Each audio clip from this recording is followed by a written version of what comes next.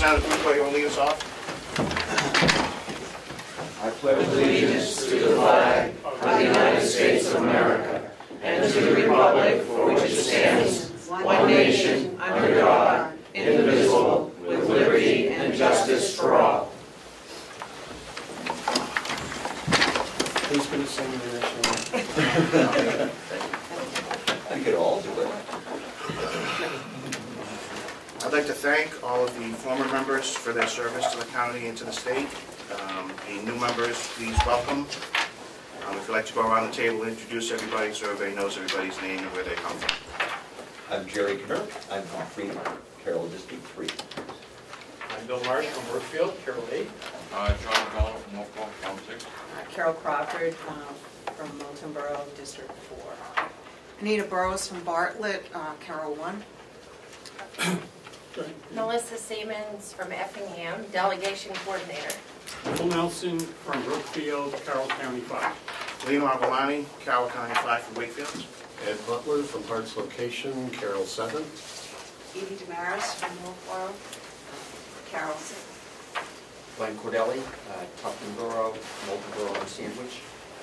Ed Comeau, Brookfield, Wakefield, Ossipee, and Devon. Harrison Kanzler, North Conway, Carroll 2. Susan Ticehurst, Carroll District 3, Tamworth, Madison, Albany, Freedom. I'm Buffalo, Carroll District 2. John Conway, Eaton, and Hills Delegation. Representative Woodcock, you're up. Thank you. Steve Woodcock, Carroll County District 2, County of El Paso, Texas. Thank you. What do you think, Dave? Texas? How's the weather down there? Not bad, 40. Only 40. Only 40 in Texas. Gotta love it. We're going to open up the floor for election of officers. We'll take nominations. I'd like to nominate Edie DesMarais for chair. Do you have a second? Second. Representative Cordelli. Thank you. I would like to nominate Representative Avalani for chair. Do you have a second? Second. Mr. Clerk, do you want to call the roll on those? I will. So we have Representative DesMarais and Representative Avalani and Representative Bucco for DesMarais or Avalani? Oh, we're voting now? Point of order. Have we closed nominations? Yeah, we haven't closed nominations. The vice chair asked for me to do a roll, so I assumed that they were closed. I'm sorry. May I make a nomination? Please. William Marsh. Do we have a second? Oh, second. Okay, we have three positions. Great. Point of order. So, will this be by whoever gets the most votes, or will this be half plus one of the voting members? It'll be the majority. So half plus one. Correct. So it'd be a minimum of 8. Right. Nominations are closed. So we'll try this again. Representative Bucco for Marsh, DesMarais, or Avalani? DesMarais. Representative Burrows? DesMarais. Representative Butler, DesMarais. Representative Comeau? Avalani. Representative Cordelli? Avalani. Representative Crawford? Marsh. Representative DesMarais, DesMarais. DesMarais. Representative Kanzler? DesMarais. Representative Knirk? DesMarais. Representative MacDonald? Marsh. Representative Marsh? Marsh. Representative Nelson? Avalani. Representative Ticehurst? DesMarais. Representative Woodcock? DesMarais. Representative Avalani? Avalani. The vote is 1, 2, 3, 4, 5, 6, 7, 8 for DesMarais. Great. Mr. Marsh, would you like to give your vote to DesMarais? I think the election's been decided, but if you're asking for it to be made into Unanimous, I would like to be unanimous unanimous. consent, I would move that it be unanimous, yes. Very nice. That would be my motion as well, Mr. Clerk. Excellent. Thanks to The both of you. Representative DesMarais is chaired by unanimous consent. You take the seat, please.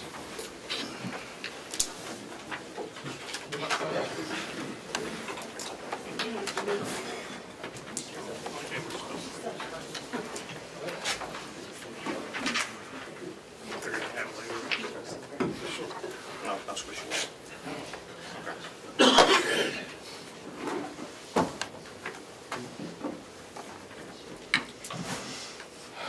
Okay, can I take a minute to say thank you? Very much, I truly appreciate it, and I would like to just quickly say that, because I know it's not on the agenda, but that I truly appreciate it and that I'm going to do my best to work together to bring us all together for the good of the county. And I appreciate your confidence, and I hope you will be patient as I sort some of the things out. So I guess the next step is to do the vice chairman, and I would like to nominate Susan Ticehurst. You're the chair. You don't You're the chair. nominations. Oh, Just open the nominations first for vice chair. I would nominate Susan Ticehurst. Okay, thank you. Second. Okay, second. Are there any other nominations? Yes, I would like to nominate Representative Comeau. Point of order, Madam Chairman, can people speak up in here? We don't have a sound system and it's difficult to hear. I would like to nominate Representative Avalon. Thank you. Okay, are there any other nominations from the floor? I Is there a second that. second? Okay, there was a second. Are there any other nominations? Okay, then Close nominations. I will close the nominations. And I'll call the roll. Representative Avalani. For Avalani or Ticehurst? Oh, excuse me. Avalani. Sorry. I was waiting to go last. It's a tough crowd. Representative Bucco. Ticehurst. Representative Burrows. Ticehurst. Representative Butler, Ticehurst. Representative Comeau. Avalon. Representative Cordelli. Avalon. Representative Crawford. Avalani. Representative DesMarais. I'm Tice- sorry. Ticehurst. Next time I'll call you last. I'm sorry. Representative Kanzler. Ticehurst. Representative Knirk. Ticehurst. Representative MacDonald. Avalani. Representative Marsh. Avalani. Representative Nelson. Avalani. Representative Ticehurst. Ticehurst. And Representative Woodcock. Ticehurst. Thank you. Vote is 8-7. Representative Ticehurst is vice chair. Madam Chair, for a motion? Okay. Yes. Yes. To make it a unanimous consent for Second. vice chairman. Second? Second. Okay. Acknowledge. Do we have a first and a second to make the motion unanimous? So, Aye. okay, so are we going to, we're good? We're Okay. good. Yep. I'm just not sure we have to do the whole. No. Okay, we're good. Okay, are there any, the next is the clerk.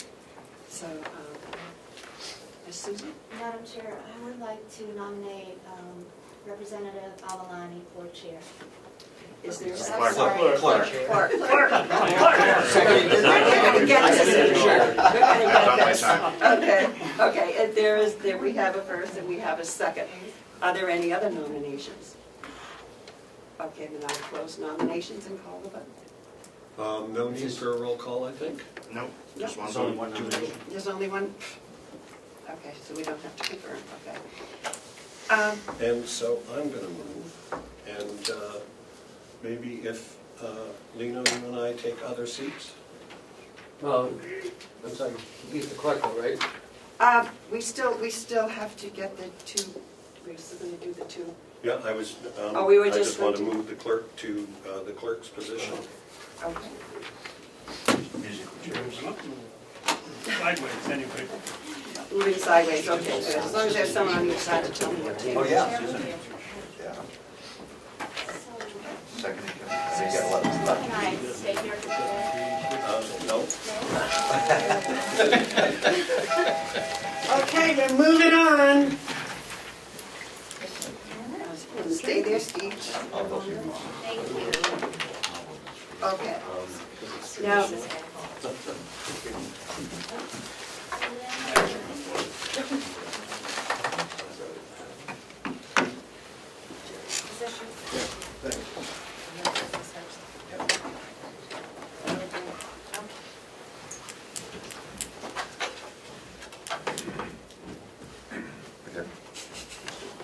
organized, Jerry. Okay, why not? Try. Yeah, you used to have your nurses to do that for you. No, I don't trust anybody, I do my homework. Where's Jerry?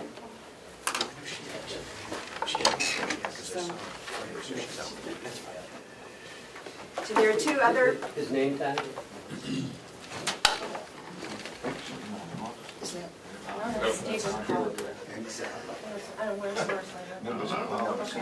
We lost it. We don't know. We don't know. I don't know why I didn't realize Put on your shirt. I can go to work today. Do you have the roll call for the votes? I think Ed took them. Ed, do you have the roll I do. call for the votes?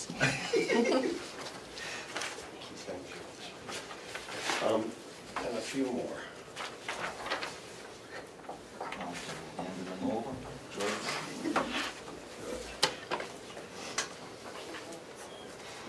Okay, there are two positions also for the executive committee.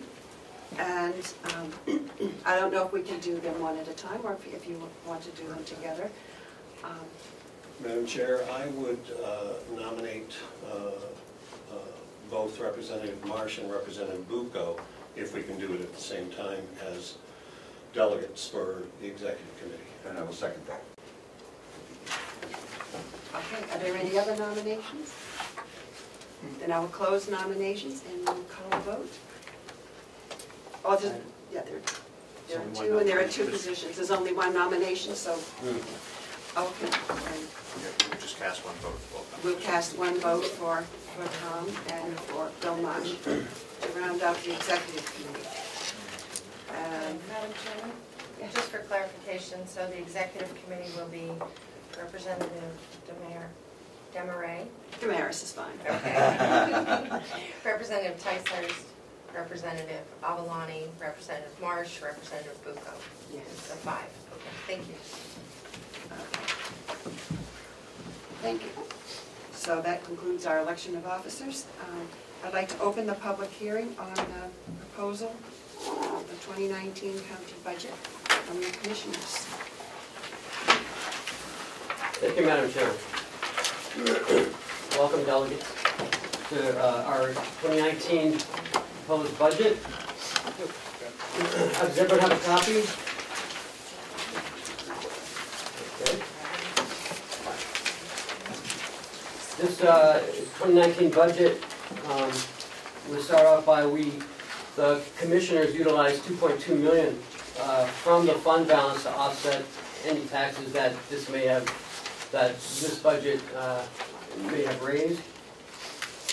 Some of the new positions that some of the departments are looking for in the county attorney's office. They're looking for one 32-hour investigator for her office. Also, she's looking for a second 40-hour victim witness advocate. Our jail, we're looking for another 40-hour nurse. That would be a full-time position. In the nursing home, we're looking for a second full-time employee relations assistant. The DPW is looking for 3 summer part-time high school students to perform mowing, landscaping, and any labor that may be needed throughout the summer. These will be up to 20 hours. Yes? Can I ask an administrator a question? Do you have a sheet for us that summarizes these No, I don't. differences? Nope. I can certainly give it to you at some point, but these are my notes, just reading off of it. Okay. And in the Commissioner's office, again, we're asking, as we have been asking, for the full-time administrative assistant to be placed back in that budget. Something else you'll see in the budget this year is the return of any pilot money. Apparently, the last 25 years, the county has been receiving pilot money for the White Mountain National Forest. When we receive this money, these monies, it comes in as to Carroll County, but apparently, from what we're finding out, some of it should have been going to town of Conway, and the rest of it should have gone to Hale's location. So there's no definitive markings on the letter when it comes. It just says to Carroll County. So we just ran into that early in this year. So we are reviewing that and looking for it. But you'll see in the budget that there is a line item for pilot, and that's to return some of the money. Now, Conway has gotten with the Department of Interior. And now Conway will be receiving their monies directly. So we're not sure why we were getting Conway's money, but we were. And so Conway's looking for $12,176 to be put back into Conway.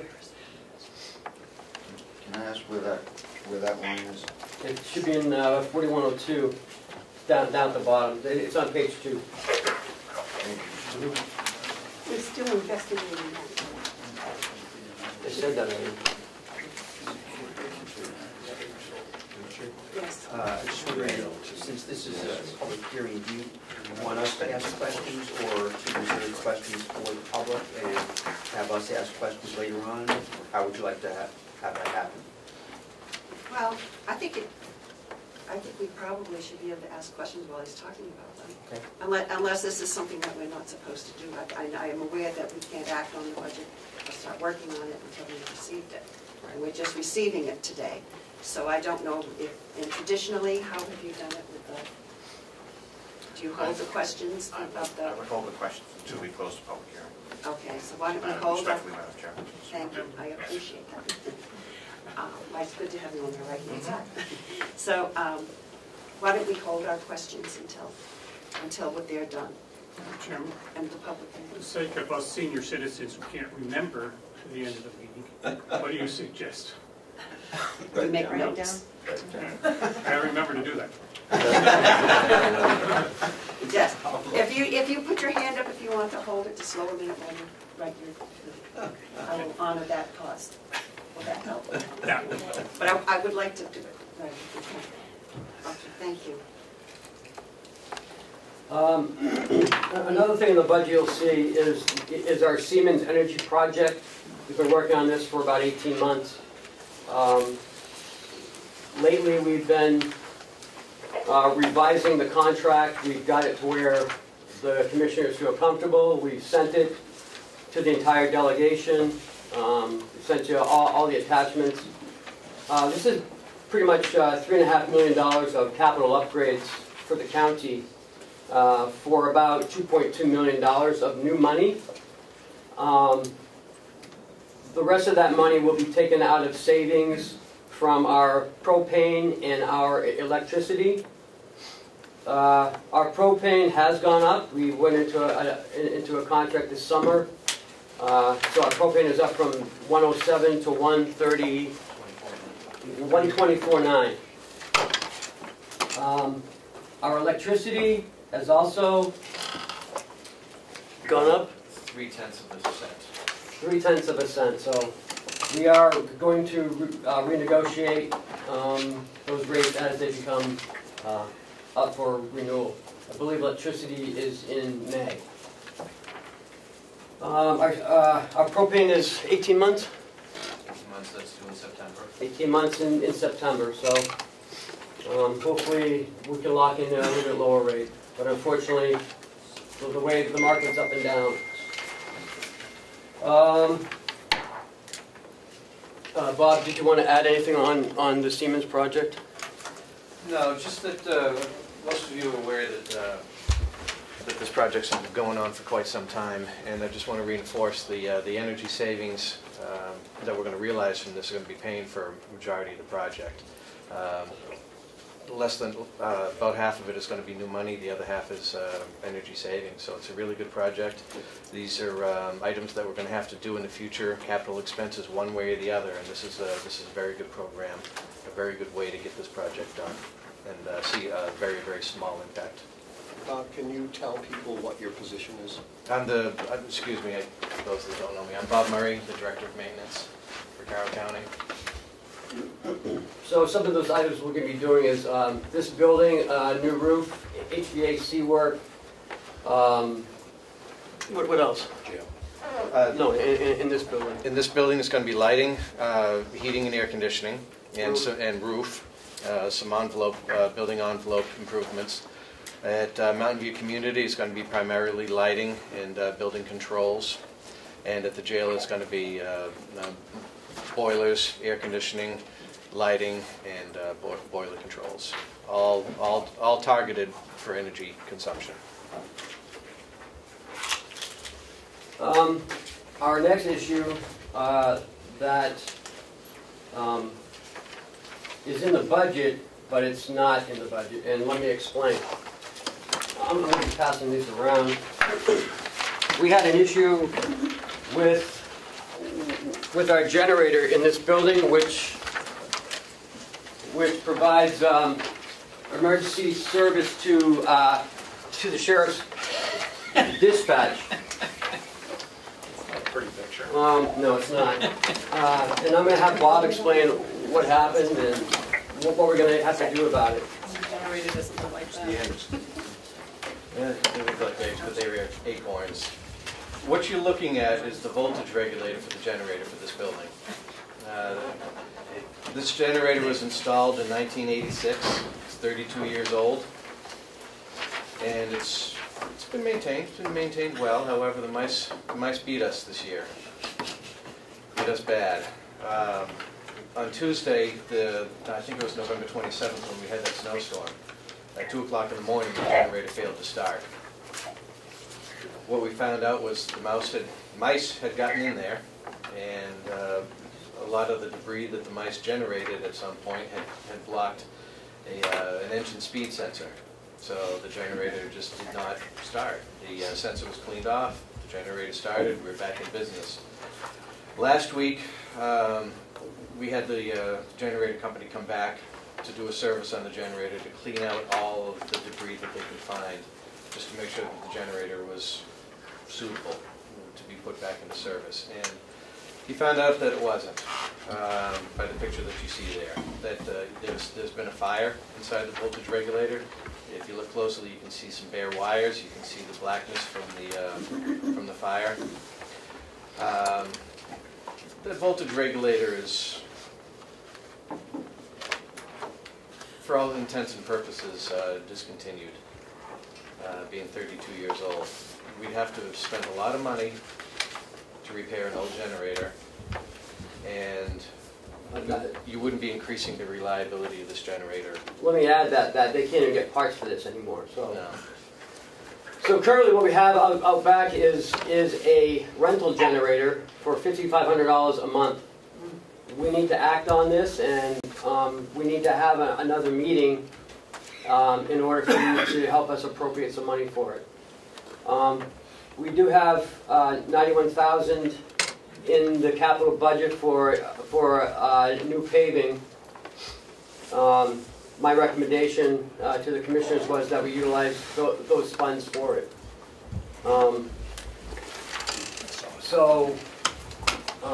We sent a letter to the delegation asking for to have another meeting soon in this month, so we can vote and allow us to have the money. Excuse me. Thanks. Yes? Is this part of the budget that we're going over for the public hearing? It is not. Okay. Could we reserve that until after we close the Yes. public But the money hearing? is in the budget. Okay. Okay, Thank you. so and then one other thing, since we're interrupted, I would like to let you know that Mr. Woodcock is going to be signing off. So for the record, this is the part of the meeting that he will not be here. So if we could make note of that, because he's having difficulty hearing and he needs to get on the road. So thank you, Steve. Thank you, Madam Chairwoman, I appreciate it. On my way. Thank you very much, Commission and Delegation. I appreciate your allowing me to call in today. Okay, thank you. Okay, can we go on with the hearing? Would you mind picking up the receiver? The receiver. Thank you, Marie. I can't reach it. Thank you. Okay. Moving on, union upgrades. in this budget, the county commissioners, well, let me start at the beginning. The CBA was ratified by the nursing home employees on Friday, last Friday. The commissioners are aware of it, and we are expected to ratify this week. In the budget are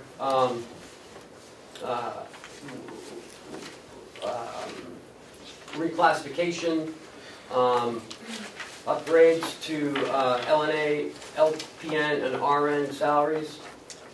Also, for other employees, there is a 40-cent increase. So once it's ratified, we'll come back to you for the vote on the funding for those for that contract. It is for 2 years. Non-union increases in this budget.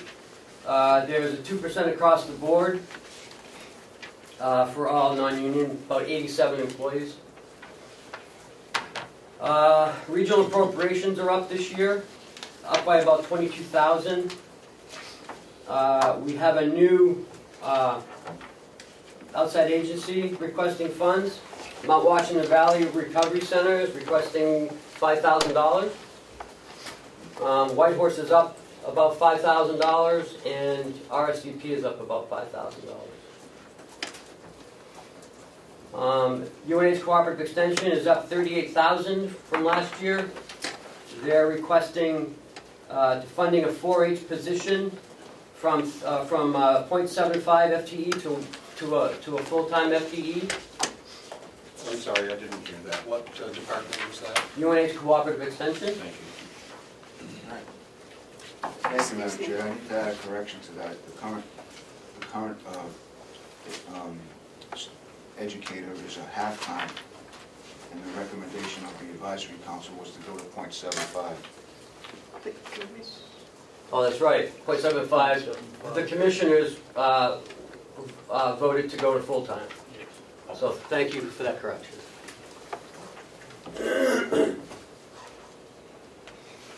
The capital reserves, we have a capital reserve this year. It's a $50,000 capital reserve for the replacement of the water tower. As most of you know, we had the water tower inspected this year. It was in this year's budget. There are some repairs that need to happen to that tower. The commissioners are looking at different options currently. A new tower is about $150,000. So we will talk more as we go through the budget process on that. What's not in the budget, but is going to have to be put in by the county delegation, is the roundabout down here on Route 171 and Route 28. Because of the accidents that have been occurring down here, the state is putting in a roundabout. The water lines run underneath the road where they're putting the roundabout. From my understanding, we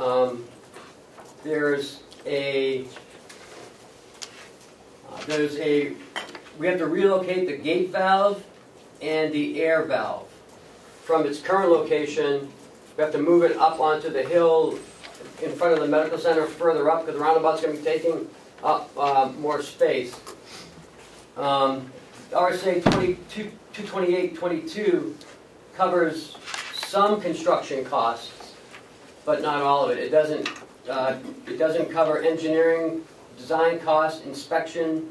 It doesn't include the actual construction, or relocating the gate valve, or relocating the air valve. I've been in contact with the engineers from DOT. We have a couple options we can do. One, we can do it ourselves. We can get our own engineering design, our own all of our own costs. but unfortunately, they need it by February because they've already gone out to bid on this project. So I told him, it kind of puts the county in a tough spot where we don't, have a budget for this yet. So either we can pay for it or they will pay for it and we will reimburse them with a 15% upcharge if it's needed. If they don't need that extra 15%, they will refund it back to the county. I did talk with them. They may have a water design engineer on this project, and they said that they may be able to help us out with that part. But there are some funds that we will have to expend on their project. We have sent it to legal counsel, and it's come back that we do have to make some sort of a payment. So I'll know more this week. They're going to reach back in touch with me, and I'll let you know more as soon as I know. Also, they want to re-sleeve some of the piping underneath, as well as the air valve and the gate valve. Capital expenditures in the budget is $524,916. We are looking for a few things. One is the sheriff, in his investigation of leasing versus purchasing outright. If we purchase the vehicles outright, the county will save $12,000 in interest costs alone. So we have $80,000 in there for 3 new sheriff's vehicles. Also, in the DPW, we have a new plow truck with a sander and a plow. Also, we have a Bobcat skid steer with a 5-inch snowblower. I mean a 5-foot snowblower. Because of the success of our jail programmings, we are down labor. We only have 1 inmate usually in a snowstorm, and to shovel all those walkways and everything else that needs to be done, we don't have enough labor to do that. We want to mechanize the DPW so we don't have to rely on that labor as much.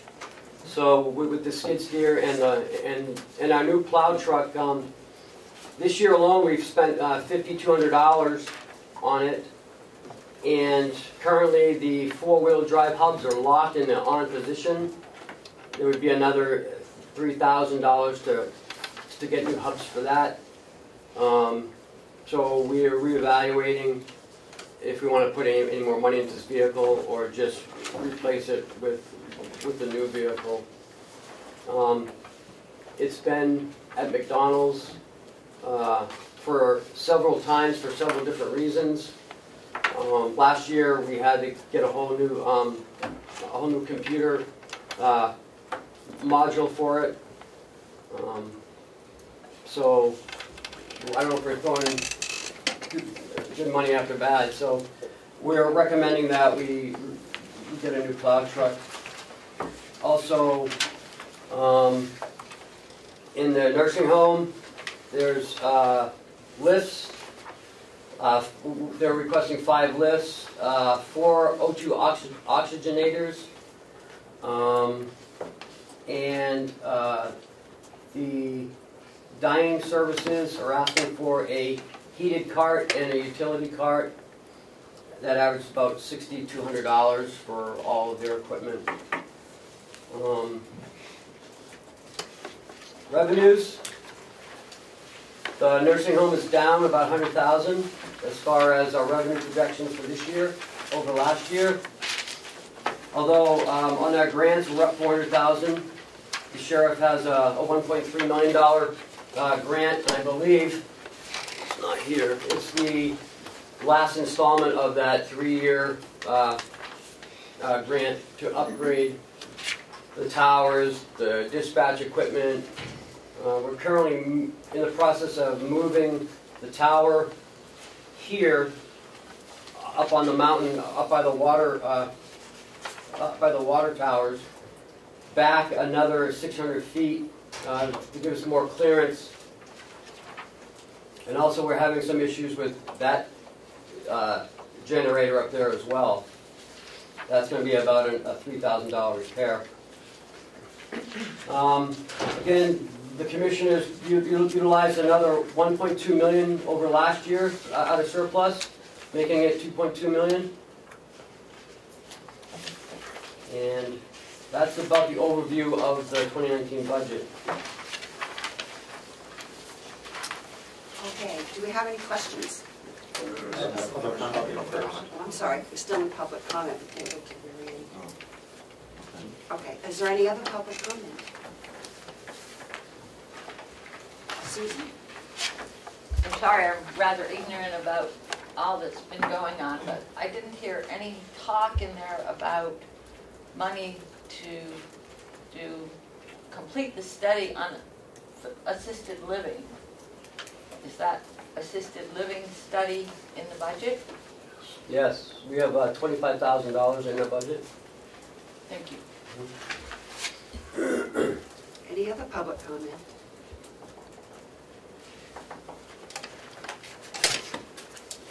Seeing none. Any question?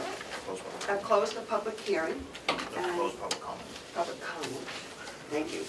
Close public comment, and we will go to our questions. So, start with. Close the public hearing. Okay, public comment, not close public hearing. Yeah, close public comment. Further public comment, and then you close the public hearing. Okay, then I will close the public hearing, and we will go to our questions. Thank you. I think I have to write a chart. Thank you. Glenn. Yes, my question would be for the chair of the Board of Commissioners. I was just wondering what the commissioners' priorities were in establishing this budget. Our budget is a needs-based budget, and we're trying to also look at a long-term needs-based. Unfortunately, as Ken said, we've had a few things that we did not plan on, so it's kind of put a tweak. The needs of the complex here are actually the needs of the county, the biggest one being the nursing home and having the facilities over there. And the budget has been impacted by salary raises, which is very vital to keeping employees and keeping the nursing home staffed properly. I hope that answers your question, Representative Cordelli. Okay, I think Tom had his hand up as well. Thank you, Madam Chair. Commissioners, I guess. Even utilizing $2.2 million from the designated fund, the amount to be raised by taxes appears to be at least almost 19% above what it is last year. Is that realistic? Amount to be raised by taxes should have gone. Zero. What? It's zero. Increase. There's no increase. I don't follow you. Okay, excuse me, we have a free roll. The undesignated fund balance is actually the taxpayer money, so you would be taking taxes. So Tom is correct that we would be increasing taxes over 19%. Can you explain that further, please? The undesignated fund balance is taxpayer money. So we would be utilizing taxpayer money. It's not the 2.2 million, yeah. It belongs to the taxpayers. Got it. Thank you. Doesn't belong to the county, it belongs to the taxpayers. But the tax bill, they get charged on the tax bill. Again, those two met with the indulgence of the chair. Okay. But we would do it, it's still taxpayer money, so you're still raising taxes. Right, but on the tax bill, it wouldn't go up, that's what we were The talking tax bill, yes, but you're still raising taxes on the county because you're taking taxpayer money. I understand that, but it's two ways of saying the same thing. Correct, the nicer way is what we heard earlier, that the real way is we're upping the taxes on the taxpayers. Because next year, if we continue on the same thing, there won't be an undesignated fund balance. or not as much. Wait, excuse me, Jerry? A comment and a question. The comment is, in the future, Ken, would you please provide that overview to us? Because I understand this isn't a final hearing, but it should Sure, be a 30,000-foot view. Instead of us all taking notes, it would be so helpful to have. My question then is, as you mentioned, the UNH Cooperative Extension Educator goes from 0.5 to 0.75. By their request, you went up to 1.0. What's the rationale for the increase on that, just out of curiosity? I mean, that much of it. You have to ask them, right? You want to answer that, Dan? Yeah, they're running 4-H programs. They're having very much success in schools and after, and there's one young lady doing it for 50% of the time. And the advisory board felt that we ought to creep it up. And they came to the delegation, to the commissioners, and we decided if she's that valuable, why go from one part-time to another part-time? Why not raise it to full-time? She's done a terrific job.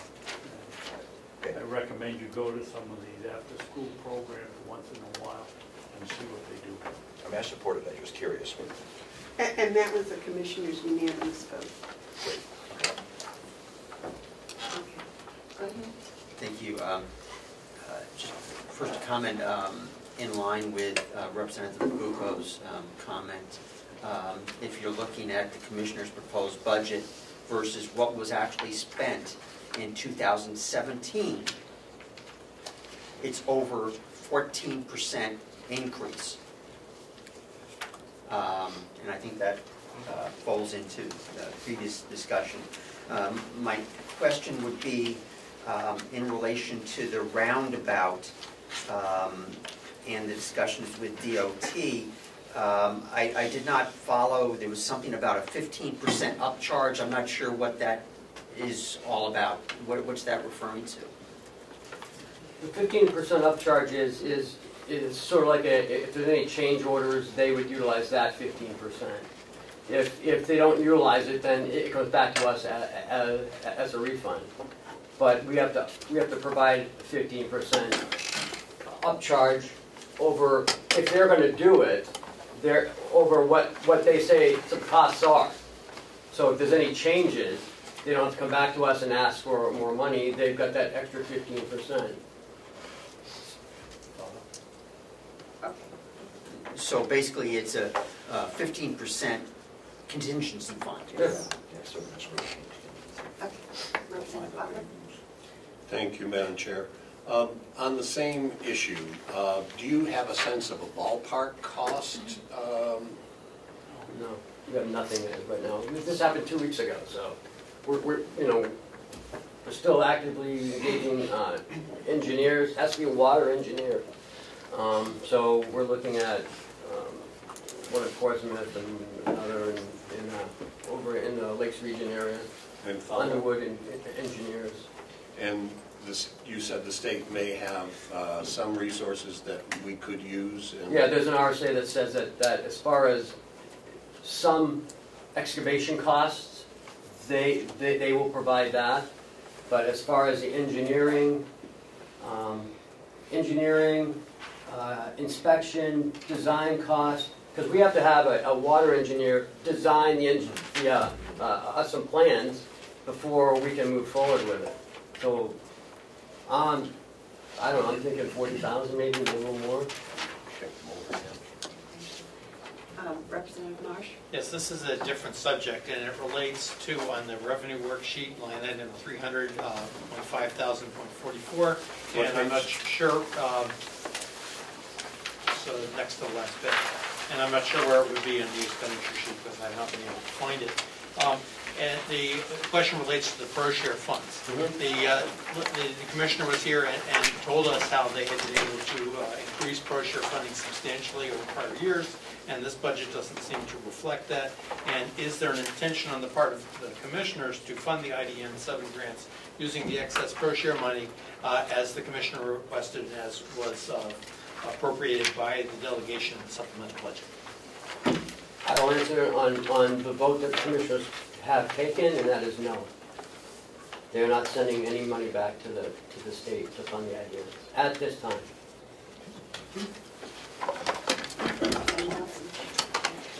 At this time, isn't there a deadline by the, well, it's supposed to be weeks ago, by the end of the year, that decision must be made? The commissioners voted. If you need more information, you can ask them. But Would you please answer? Yes. We voted not to send it back to the state. We voted to send the money directly to the different IBM 7 members in Carroll County. We felt this was Carroll County money, and we wanted it to stay in Carroll County, and that way it would stay in Carroll County. There is some follow-up, I guess it's still going on, but that was the vote of the commissioners. Representative May I? Knirk? Because this is relevant to that. That's true, but the majority went to Carroll County, and there was I think there was at least a 1-to-1 match that we received if we returned it, and what went into the IDN. Isn't that correct? yes. That's still being researched. It's not a guaranteed match. We've asked the state bluntly, would this definitely be matched? They said, we can't guarantee that. Not until it's spent. Not until it's spent, right?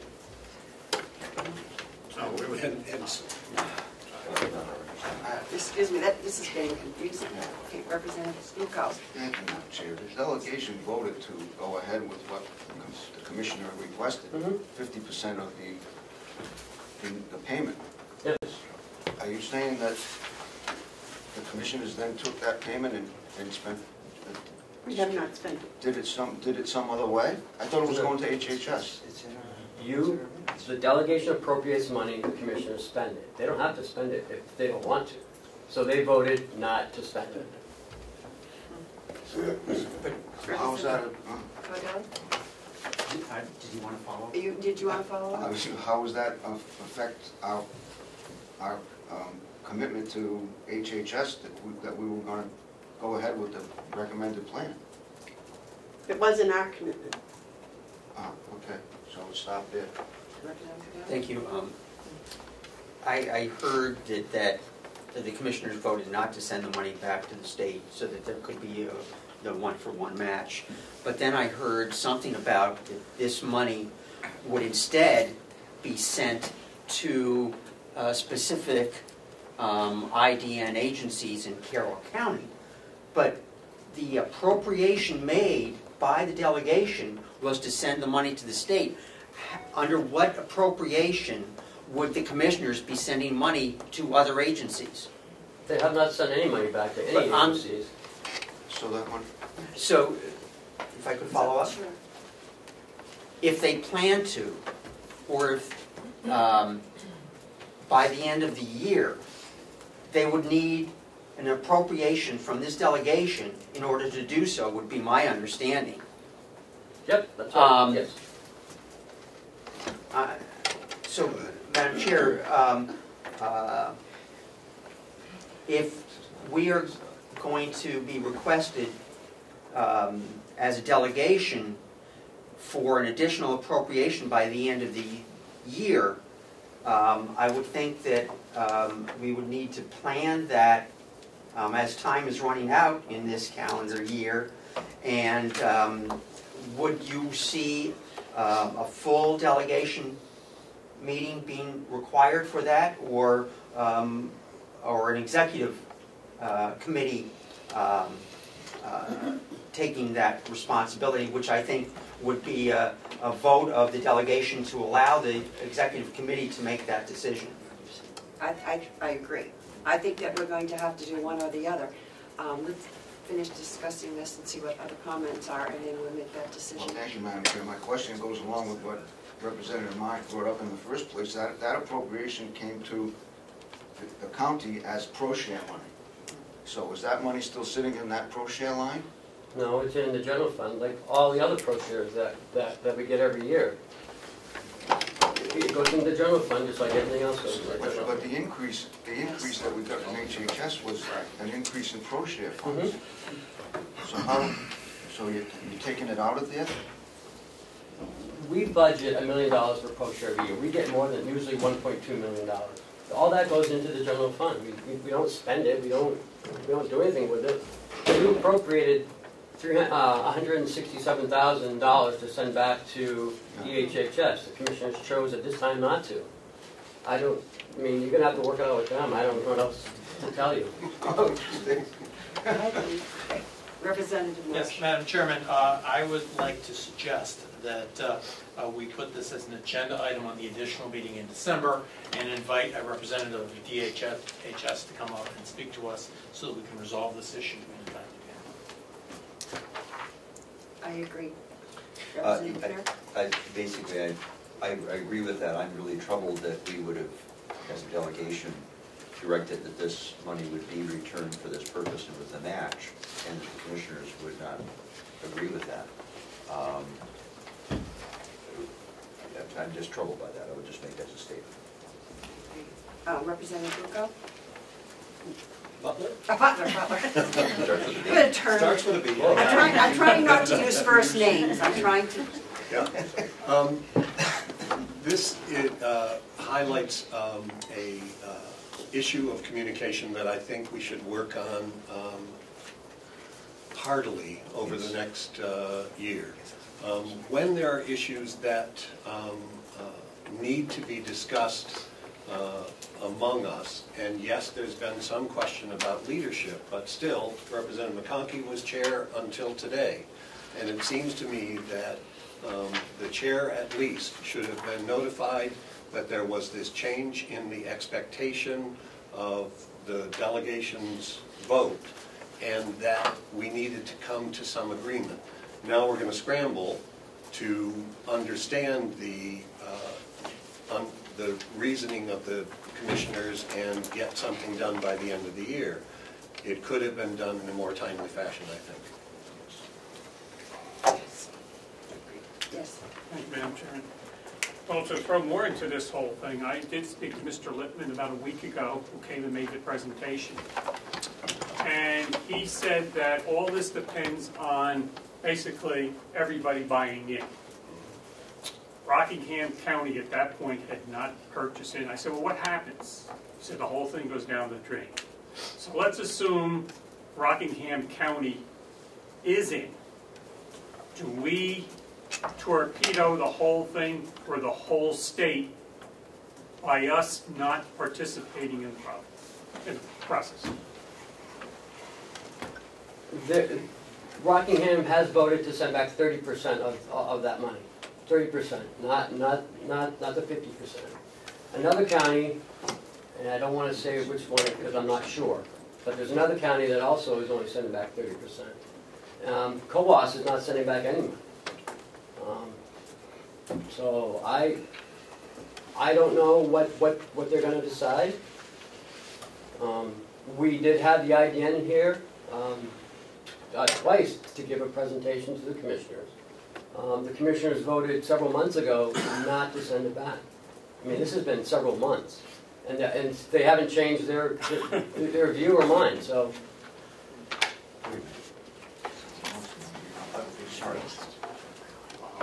Can I quickly allow Jason, who's asked several times, to... Superintendent Henry, just on Friday, myself and the nursing home director, we actually met at the Association of Counties with the commissioner that was there. There is still several counties that have not decided of what they're going to spend. 30% was thrown out there. If 30% is thrown out from another county and that is accepted, the commissioner will go back to all the counties and say, we're not going to charge you more than the 30% or ask for 30% because they're not going to go higher. Counties can choose to pay more, but they would only come back and say 30% is what they're sending, so all this 30% is what we're going to ask back. As for torpedoing it all, it's not one or all. It's by region. Like we're Region 7. We're here of Carroll, part of Coas and Grafton. If we choose not to pay our portion, then we affect the other two. So each region, it depends what region you're in. If somebody chooses not to pay in that region, that does affect the totality of that region, and you won't get it back. So he was there talking to the commissioner on Friday. He is going to several other Commissioners and delegate members, they're still in flux on this. It has not been decided yet of a couple of counties of where they're going. So that was as recent as Friday, we just met with them. Thank you. Just to follow up on your comment that it was several months ago that the commissioners had decided, we, on our meeting of September 17th, when the delegation voted to do this. So it had to be within the last 3 months, or last 2.5 months. I would really echo what Representative Butler said, and that is a large ticket item like this, I think really ought to be communicated back so that we're not scrambling like this. This does not make sense to find out here. But this has not been done yet. They had voted prior to the commissioner coming here.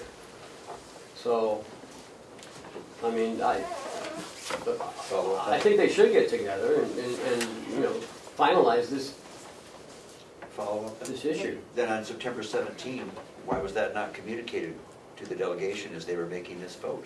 I don't know. Because I think we would have assumed that they would still feel the other way, and we could have had a conversation about it in September. Yes, Representative. Thank you. To bring this back to the budget that we are discussing,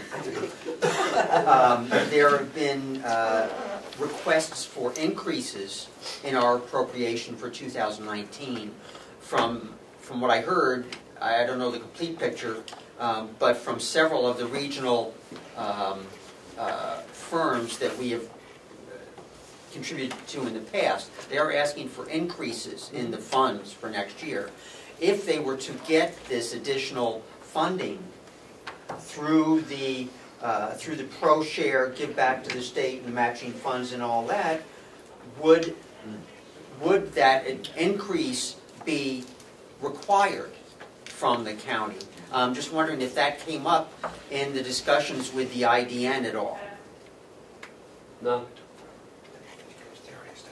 But I think Jason's on the board, so maybe you can speak to that. I'm on a steering committee on the board for IDN. The programs have been established of what each region wants to do. To jump on new programs is actually very difficult at this point because right now they're in the stage of reporting out outcomes and where they're at. So adding new programs right now is very limited. So these ones that you're talking about, I don't think are affected by the IDN money that's already going out there. It would be the existing programs that are going on for, like us, it's for mental health, drugs, and those kinds of things back to the community. A lot of hospitals involved. So it wouldn't affect these ones. I would just comment that it's likely that Whitehorse and even Mount Washington Valley Recovery are receiving some funds from the IDN program, and would be something we're exploring. Whitehorse is. Yes, sir. Okay. All right. I'll take the heat for this. I am very concerned in my position as one of the commissioners, and so I think I speak for the other two commissioners at the same time. When we have money that belongs to the taxpayers in Carroll County, but we're going to spend it or return it, I am very concerned. I want to know all the facts. I want to be convinced that where it's going is where it needs to go, where it should go, and legally what the ramifications are. The people from the Department of Health and Human Services have come. I have listened to them, I believe, on 4 different occasions. And on 4 different occasions, I have walked away with 4 different conclusions that caused me a lot of concern. I have not been able to get in writing from either Commissioner Myers or Mr. Littman how this is going to work, what they are going to do with any funds that we return to DHHS, and how it's going to affect the IDNs in IDN 9. It's as simple as that. Put it in writing where I can see it as a guarantee. And I am told, oh, we get no guarantees from the government. Well, I want to know before I take taxpayers' money and hand it back to the state of New Hampshire, I want to know what we're doing is legal. I want to know where the money's going and how the people of Carroll County are going to benefit from that money. And until I get those questions answered, I am not going to vote to hand money over in any case, anywhere. That's just my opinion. I believe it's also the commissioner's opinion. That's why they voted not to send this money to the state, because it was convoluted. I don't know, it's just confusing. And many of you were at some of those meetings I attended. So that, I believe, is my statement. It's correct. Okay, thank you. I do. It's disturbing that we've come to this point, again, at the behest of the commissioners, that we went ahead and took this vote to send these funds back to DHHS. The commissioners came to us and suggested that we do that. Not us. Not us. And who requested this? Commissioner Myers. And the commissioners did not vote to say, hey, we're in for this? No, they voted to not do it. Right from the beginning. It seems to be like, again, that the tail is wagging the dog on this. I had spoken previously during the summer and the fall with Chairman McConkie and asked him if he would please see what he could find out for facts, for real facts that would be put in writing. And if any of you have any facts in writing, I would like to see them. Oh, I'm sorry. Turn your thing. I say it. I'm wondering if, two things actually. One is, we have heard that there will need to be another meeting before the end of the year. Is that the case, that we will have a full delegation meeting before the end of the year? It has been requested, yes. So if that's the case. For the TAN and for the Siemens contract. And the audit. So if that's the case, I'm wondering if we could put this issue on the agenda for that meeting, and whether or not possibly Representative Kirk and Marsh could work with the commissioners and with the superintendent to try to clarify this issue. Since you both are on the Health and Human Services Department or committee, and have relationships with HHS, whether or not that might be something that could happen. Good suggestion. I think. Okay. Representative. Thank you. First, I believe if we look back, our motion by the delegation to send this money back, the pro-share money back to the state, included some of the caveats that the commissioner wanted in terms it would go to agencies within Carroll County. And there's an old saying in business, unless it's in writing, it doesn't count. I'm just wondering, have the commissioners, with their concerns, put anything in writing to the Department of Health and Human Services? Or is it all just verbal?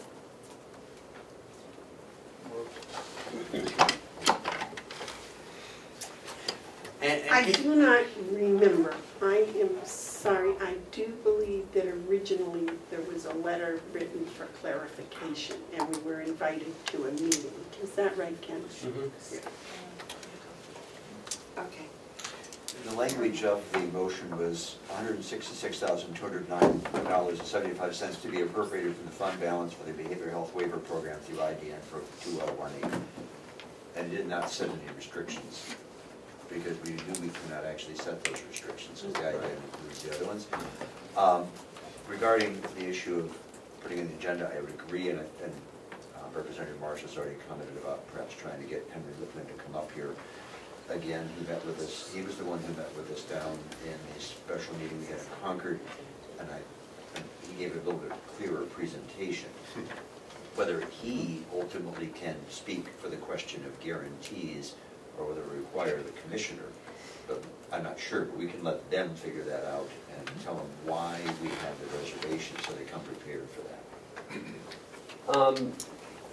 Mr. Lippman reached out to me on Friday afternoon, but I had already left. So I have a voicemail. He gave me a cell phone. I will be contacting him after this meeting. Because apparently he heard at the meeting on Friday. I was at the meeting, and I made sure the commissioners' voices were heard of where they stand on this right now.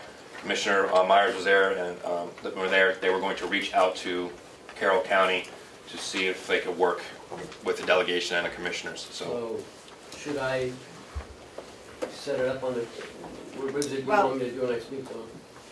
Yes. Actually, the next on the agenda, when we were talking to the next, I was going to try to set a meeting for us to meet again, hopefully within the correct notice periods, so that we can deal with everything that was on the table that we need to deal with before the end of the year. So I would assume that we will set that meeting. We will do that.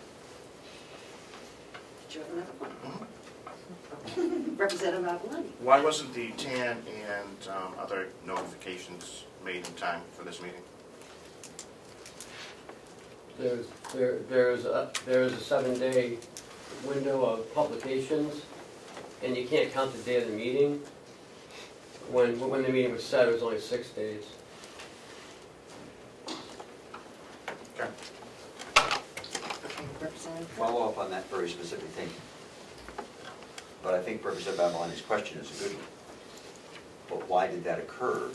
And the other thing that I would throw it out with is, as many of you are aware, at 6:45 this morning, I noted that what the email we sent telling us the meeting was at 10 o'clock was in conflict with what was on the agenda and what was publicly posted. And I'm curious, not because it's not a matter of assessing blame, we've got to figure out how do we make this process of notification work in a streamlined fashion. Because we did a phone chain calling everybody, and I know that the people I called, most of them did not know the meeting was at 9. And so how did it get messed up, and how can we make it, not again to cast blame, but to figure out how to keep it from happening again? So Melissa and I have been communicating back and forth, and the RSAs are very confusing and convoluted, especially when we have whatever meeting we're going to have. This was an organizational meeting. It only had to be posted in the journal and sent to all of you in 7 days. The commissioner's public hearing is 3 days or 5 days. Mel, you can help me out with it. It's 3. 3 days.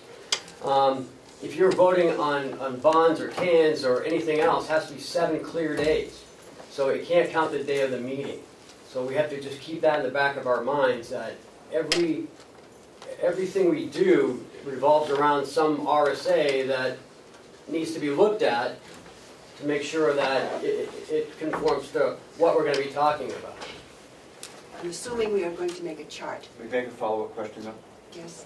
The question was not why it was a problem. The question was the mechanics of how the notification didn't occur. This meeting was sent to us as an email on November 15. That's well over 7 days before. Why and how is it that the notifications did not occur in a timely fashion and that there was a miscommunication about the time of this one? I'm just trying to figure out how, again, not to cast blame, but we don't want it to continue to happen. We can only figure it out if we know the chain of command and how it occurs so that we can then make sure that it happens correctly in the future. So you haven't yet answered the question as to how it got messed up. I don't know. Okay. Who does? Melissa. If you could all just be a little forgiving in the transition process between following the election and moving into a practically brand new delegation. There were a few missteps in that transition, which if I take the blame for them, then that's fine.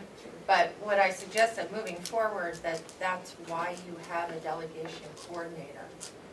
So if you, and I've had that trust of the delegation for 4 years now, if we can work moving forward to funnel everything through one place, I would be more than happy to accept that responsibility. I think that, again, we're new, and we had nothing to do, and there was no one, at least on our side, who had any voice in setting it up. So that we hope for a later date. So I think that that we will set up, we will make sure those charts are set up, and we will work closely together. And I think that we can stop this from happening again. So, I think so. Thank you, Madam Chair. I would just reference RSA 24:9-A. The time and place of the meeting shall be announced by the clerk of the House of Representatives, which is the controlling factor. So in the House calendar today, it says 9 o'clock. And if I could, it's the clerk of the delegation's responsibility to make that notice. And so in addition to the coordinator working on that, the clerk of the delegation needs to send that information into the House clerk. And to complicate things even more, it's only printed once a week or every other week. So. Right, so it has to be done in advance. Well in advance. So I think we have our group is going to be working together, and we will try to do that. Yes. Thank you. Switch topics, switch gears. I think we've come to a resolution on that one as best we can today. This public hearing on the budget had not been previously made available to the public in any way, shape, or form that I'm aware of. It is presented to us today. It is difficult, if not impossible, for the public to come to the public hearing with questions not knowing what the budget is. I'm requesting that we establish another public hearing on the budget once the budget is posted on the website. Maybe there might be some press, people watching the video. I think if we're going to have a true public hearing, the public should have the opportunity to have information so that they can ask pertinent questions. Yes. Thank you, Madam Chairman. I was going to wait till number 10 here, another business, but Representative Cordelli just brought it up. It's a convoluted system. This is the public hearing for the budget for 2019. It's a short window to get to the public. The public has, you can't do anything with it for 28 days. And after that, the only chance the public has is to come to subcommittee meetings, and I'm going to bet most of the people are working when you have subcommittee meetings.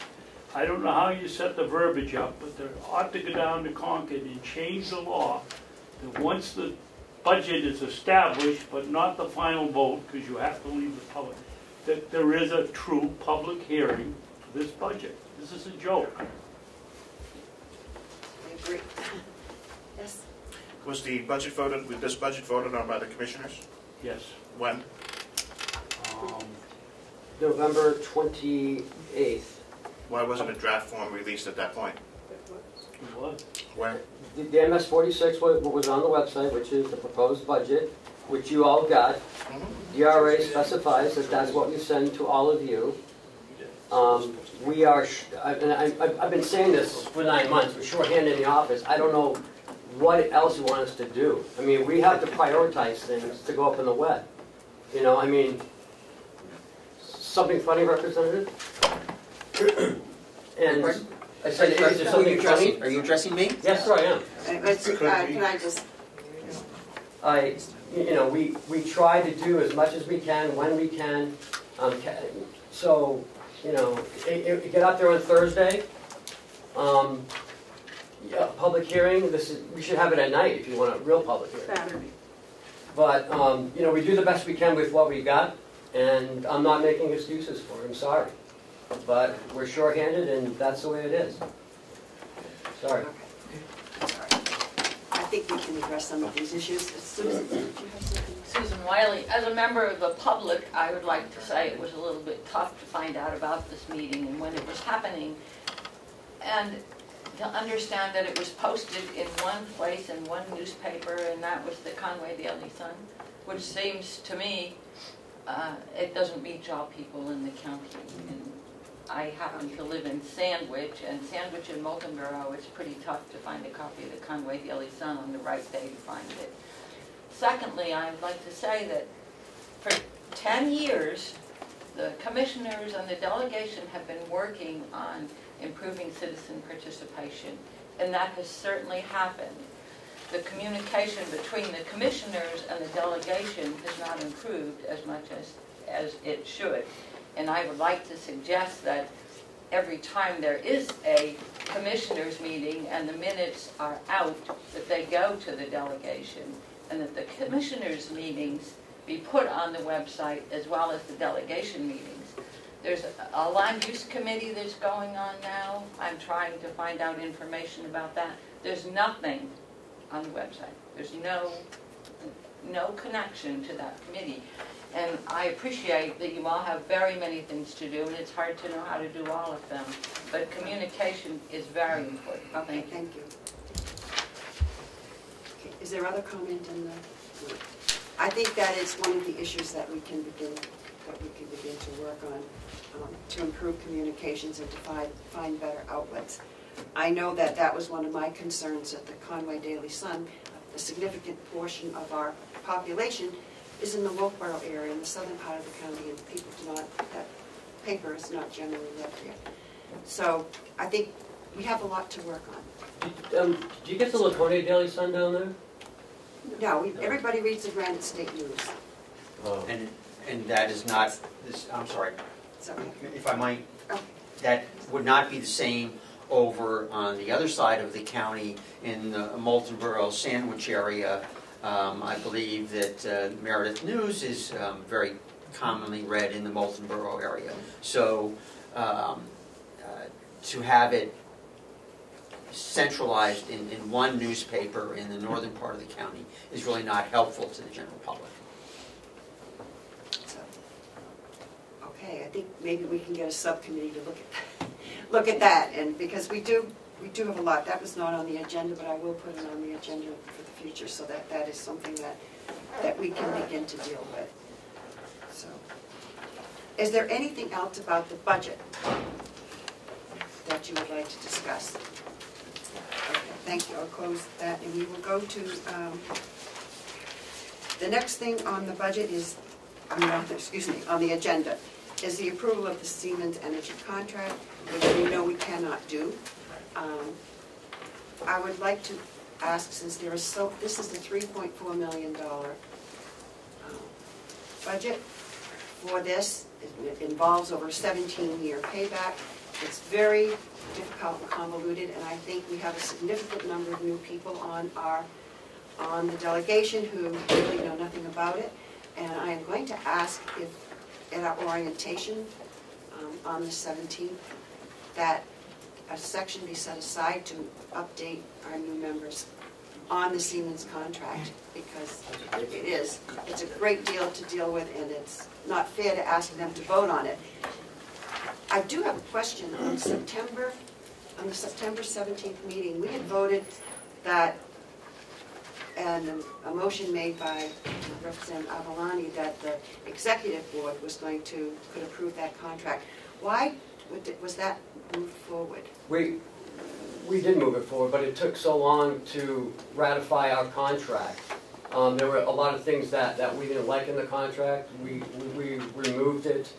They came back, so it was negotiation back and forth. We had to go out to bid for the for the financing. We got a 2.5% interest rate, which is good. It just took a lot of time, more time than Bob and I really wanted to spend on it, but we felt that the county wasn't covered unless we did our due diligence, and it took that long to get the contract changed. So I was updating the commissioners in each thing that we went, and they had to approve it before it came to you all. So it just got approved last week or the week before, and now we're working with the bond attorney and with our attorneys as far as, is it a lease, is it a bonding issue? I think we've settled that it is a lease to purchase. I mean, this has taken a lot of resources too to get through. We've been working on it for 18 months. We think it's where it needs to be, and So we're ready, but unfortunately, the delegation changed, so. Thank you. I would like that Bob might be able to be there when we meet with him to help the new people understand. So he will.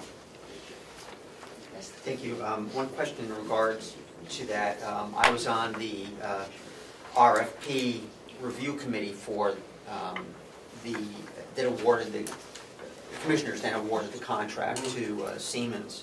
And this came up during the discussions of those RFP responses, and that is RSA 21I, dealing with energy performance contracting.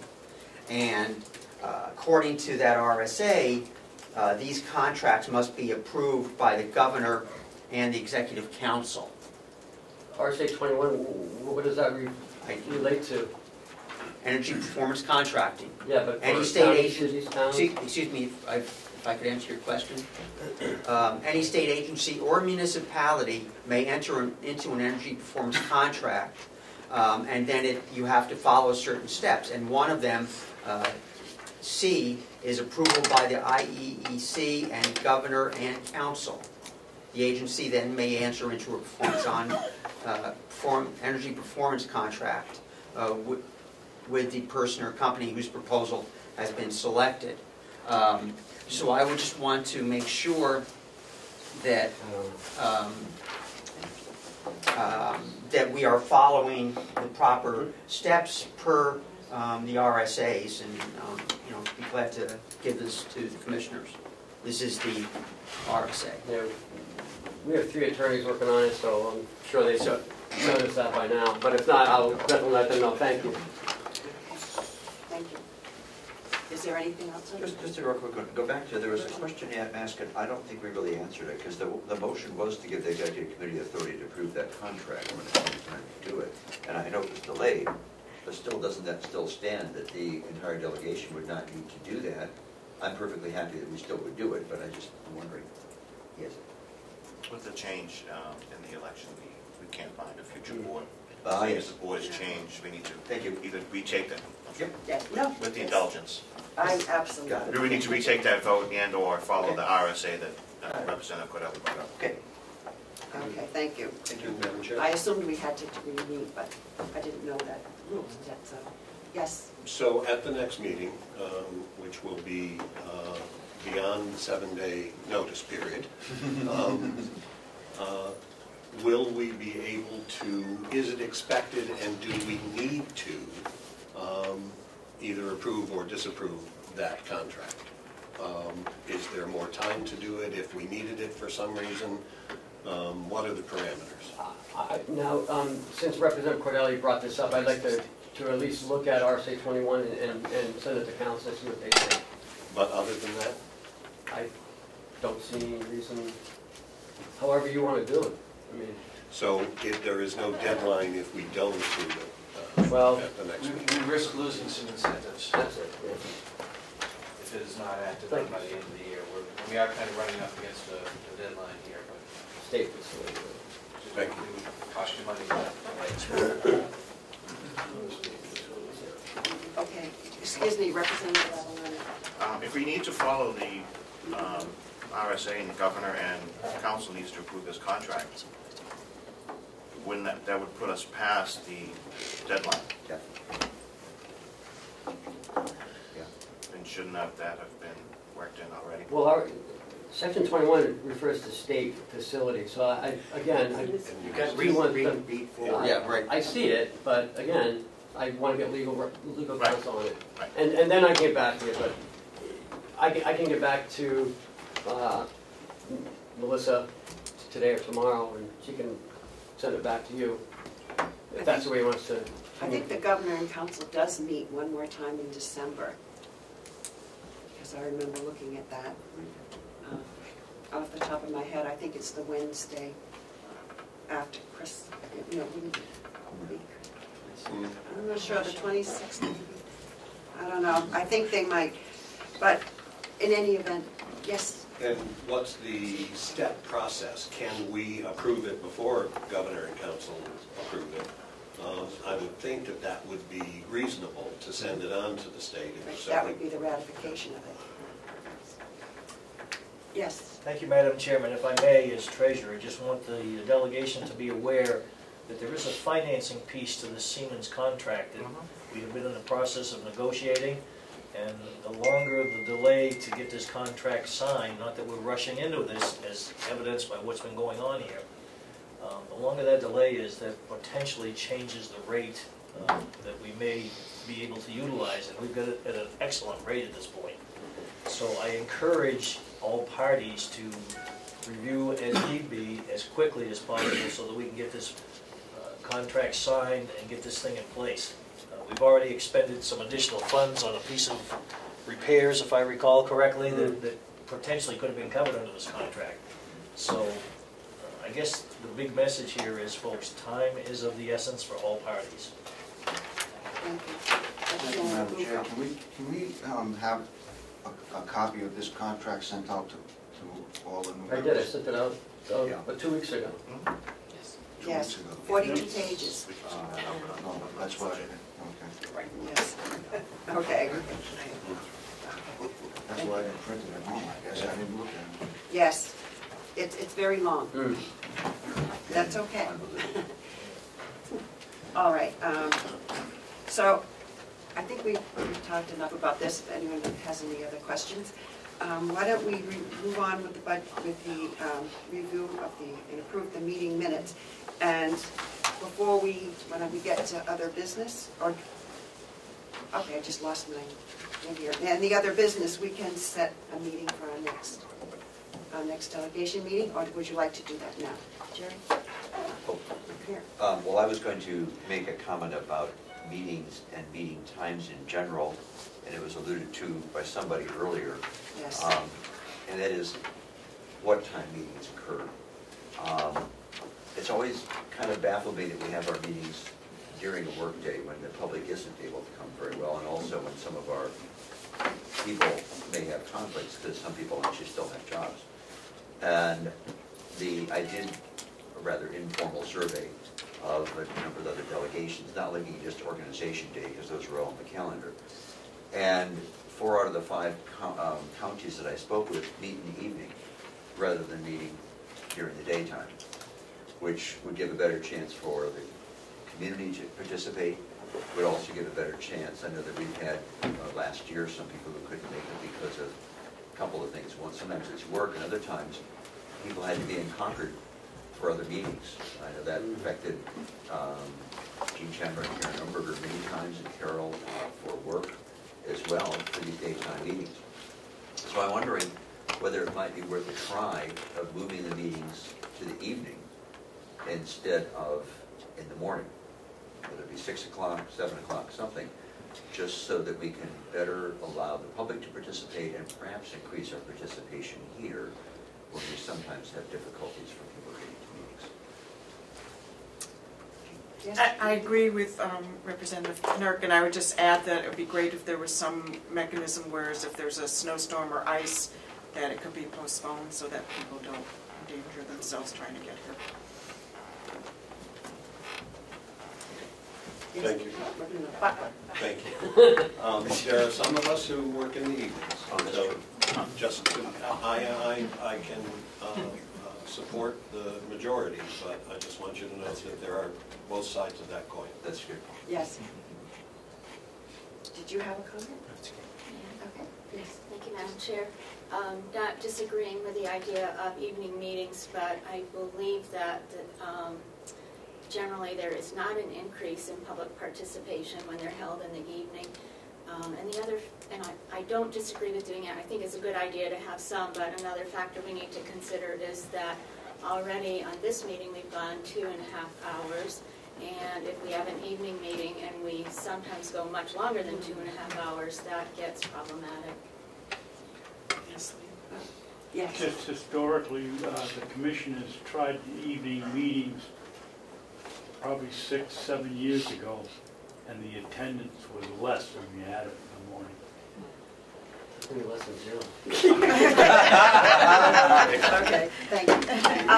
Well, maybe another thought, maybe what we could do as far as the committees is let the committees decide when they want to meet, but to maybe maintain the delegation meetings in the morning. Is that something? Would you like to make a motion? Sure. Oh, excuse me, we have one more question. Yes. The participation in the meetings is usually done by administration and employees, and if you have evening meetings, there might be a cause for overtime or an additional cost to the taxpayers to have those meetings, to have those employees there.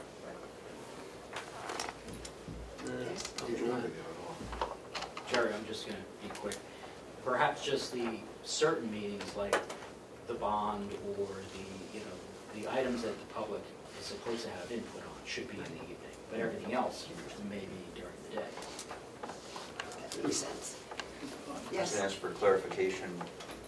If we did have evening meetings for those who are the high-level people, Jason Henry, Michaela Andruzzi, you can, would there be a fee for overtime, or is that an expectation of your job to show up for an evening meeting if necessary? We're on salary, so your salary, there's right. no extra cost. So that's a good point. So would it be potentially they could have, if they had to come to an evening meeting that took 2.5 hours, they get 2.5 hours out of another day, so they get to come. I was going to say, usually during the nursing home meetings, we also have employees there as well. Yes, right. So I think there would be some additional cost at some point. Yeah. Just to make sure that we're aware of that. That's what I'm saying, committee meetings, we have to look at what works for that committee, that group of people. Mr. Chair, I'm wondering who has the authority to set the meetings? Are the meetings at the call of the chair? Yes. And would then you just take in under advisement the information you've gotten today and the perspectives? Sure. I would like to make it as a motion just so we get a sense of the group, because that would might give a sense. If 90% of people say let's stick with the daytime, that would be much better advisement than just us talking. And so I'd like to separate move committees, that we would separate committees from. Well, actually, I would just move that first take the delegation, keep it easier. The delegation meetings would be done in the evening, not in the workday. That's just as a motion, and then you can get a vote and find out where people stand. Point of order, Madam Chairman, this isn't a posted meeting, so you can't do that, Representative. We can't make this decision because we haven't posted that we're having this discussion. But this is Organization Day. It's Organization Day.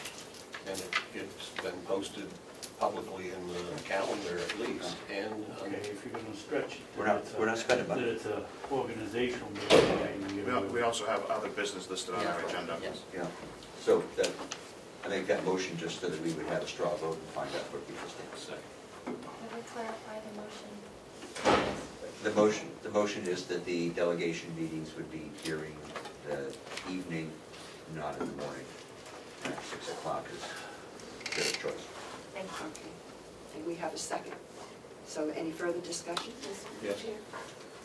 Madam Chair, I would just like to point out that there are advantages to both, so I will be voting against the motion just because I don't believe all of the meetings should be put in the evening, that there should be mix.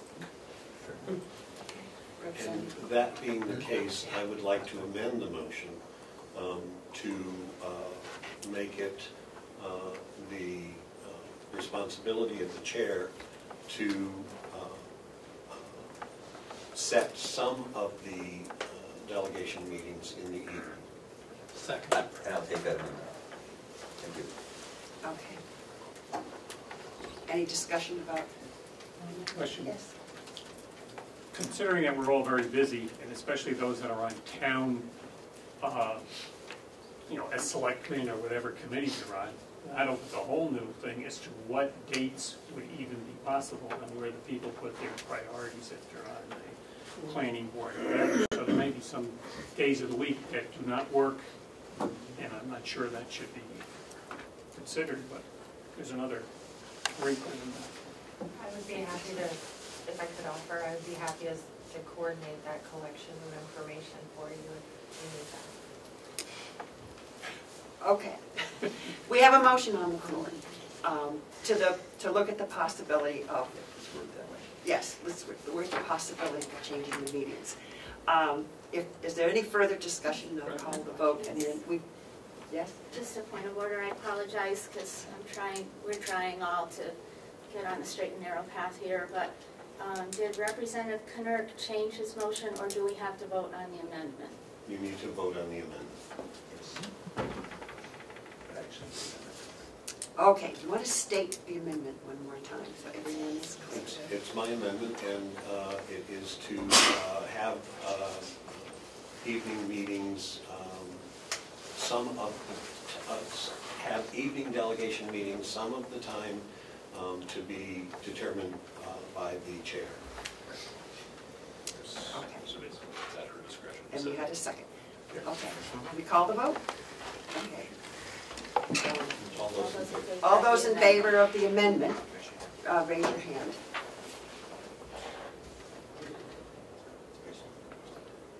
We have a majority. Good. Okay, thank you. And the vote was 9. And, all those opposed? 3. You have that? Okay, thank you very much. So, we will look at that. Clarifying question? Yes. So essentially, as the motion sits, you were the discretionary for setting the meetings. Is that not already the case? Well, what? So... I didn't know my full powers. But I think I would definitely do it. I would definitely do it with working with people. Yes. We voted on the amendment. We have, I know. I'm going to get to that. Okay, I just thought there was a clarification. The vote can't be 9 to 3. You have 14 members present. Okay, well, some people didn't vote. It did. We just want to make sure that we have the vote in the minutes correctly. 9 to 3. Okay, we have to check that again. There's 14. Okay, who voted yes? Who voted yes? Raise your hand. Oh, I didn't vote. Include the chair. Okay. Would you count so we know? You should have 11 to 3. That was 11. Okay. Yeah. Okay, that's it. I didn't vote. That's okay. I apologize. I didn't realize the chair always had to vote. Always votes. I'm learning. See? Okay, now we need to vote on the original. So on the motion as amended. So would you? The motion as amended is that some of the meetings would be at night, at the call of the chair. Okay, so we'll now vote on the amendment. Basically. Okay, I'm going to call a vote on that. To all those in favor, please raise your hand.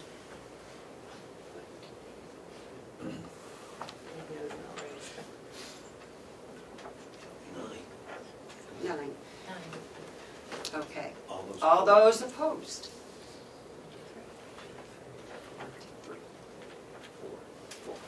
9 to 4. Can't be 94. Apologize, Madam Chair. Well, we don't have, Steve. We have 14 members present. We have 14 members. 4 is 13. Somebody abstaining? Is there someone abstaining? Yeah, there's Oh, 4. we can't. Right, but it was, they counted 9 yeses. Susan, myself, John. Should be 10. Let's just do it There again. should be 10. Yes, Let's do it it's again. All those in favor. Put your hands up high, hold them high. High, hold them high so we can see them. The clerk will count. No good. Okay. All those opposed? Let's take that. 4. 10. Okay, 10-4. That should be right. Okay, thank you very much. Okay. So, okay. We will move the minutes. So, you want to review it? Do we have to do these separately, or can we do them all? We can do them all at once. Thank you. I'd like to move the minutes, so. Madam Chair, I move that we accept the minutes of July 2nd, August 27th, September 17th, September 17th with the full delegation, and then October 15th for the executive committee. Second. Okay, all those in favor? Aye. All those opposed? The new members weren't And there. the new members weren't there. So they have to abstain. Is that? No, they can vote. They can vote. Okay. Very good, thank you. Okay, is there anything else to come before the meeting, before go into convention? Yeah, Madam Chair, Yes. are we going to set up our committee assignments? Yeah. I was going to do that under other business. Thank you. I'm sorry, what was the? I'd like to move, I'm sorry, go ahead. I was going to move into convention. So, Yeah. you're going to do other business after convention? Well, I'm following this. Sometimes during other business, there could be a motion, so I think it is probably better to do other business before convention. Well, I thought so too, but I'm just trying to follow what I was given for the meeting agenda from Mark. Because, I have a question. Okay, well, let's move other business up. Thank you. I think it makes a lot more sense. Thank you. Convention. I have wondered why we need to go into convention for as long as I've been a representative. And I have been exploring at the Association of Counties, a gentleman named Ron White, to try to understand why we need to go into convention. If, as a delegation, we make a motion and have a decision, whatever that may be, thank you, why does it need to be reinforced? So far, I have not gotten any valid reason to go into convention, and I think I'm now going to get one. I would suggest that we could go into convention at the beginning of the meeting and go out of convention at the end of the meeting, and that way we would only have to do everything once. If I could, I still don't know why we need to go into convention at all. I don't see it either in the Constitution or in the RSAs, but I think someone else may know. So I've looked into this quite a bit myself, and my understanding is that our official body is the convention. In some counties, they have many more representatives than we do. So they vote, and this county has in the past voted to form an executive committee. And that's why there's an executive committee vote, which is our usual first vote, and then a convention vote. Because the executive committee in our county traditionally has been executive committee of the whole. Here this is getting more confusing instead of less. But the first vote that we traditionally take is an advisory vote. Our official vote, our legal vote, is the convention. So we don't want to get rid of the convention, but we just want to not appoint an executive committee of the whole, and therefore we don't have to do the first vote. We can just do the official vote. And when would that official vote occur? Whenever we're meeting as a convention. Right now, we did not form an executive committee, so technically we are acting as a convention right now. So our votes are binding. I would beg to differ with the vice chair. We did vote to install a executive committee already. Right. Oh, excuse me. Yes, May that's I, okay. may I follow Yes. through? Yes, that is correct. And this delegation, in my opinion, has been operating improperly in the past because we've actually had 3 executive committees. So we did elect an executive committee today, and that is an executive committee of the convention. There is no reason for us to have any other executive committee. So we technically are in convention as we are holding our meeting. And Yes. if I could just ask for clarification, then, if that is the case, as Representative Ticehurst and Avalani have commented, then we are in convention. We probably should empower the executive committee. The convention should empower the executive committee to do certain things so that there is some definition to what the executive committee does, and there is only a need for one vote when the delegation discusses issues. Is that correct? Yes. The executive committee in the past has handled budgetary and transfers.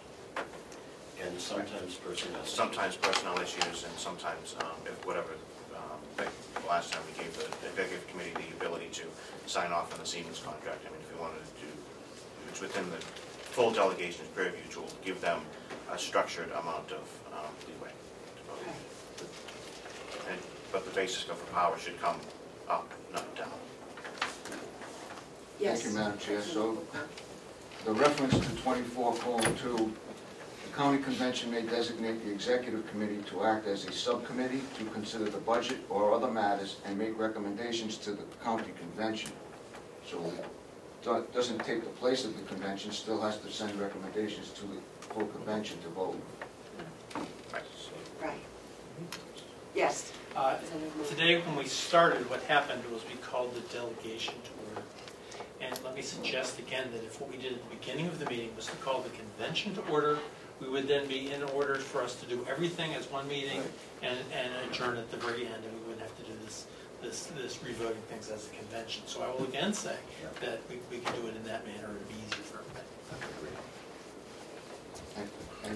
And just to follow and clarify it, and we call it the county convention, and then that's what it's called in all the statutes, not the delegation. Excellent. Excellent. It sounds good. Susan? Thank you, Madam Chair. Just to add a further point of clarification, there is already an RSA, the number I don't remember right now, that gives the executive committee the authority to act on budget transfers in Carroll County. And traditionally, executive committees meet when the full convention or delegation or group is unable to meet. If there were an emergency and we couldn't get everyone together. Is there any other? Okay, point taken. You found something? Well, if you look in 24, which is the county convention, it says, in some RSAs it says delegation, and then some say convention. So they're confused too. They are confused. And Ron White was also confused when I talked to him. That's not surprising. So, no one So, can we pull this together and decide what we want to do? Okay.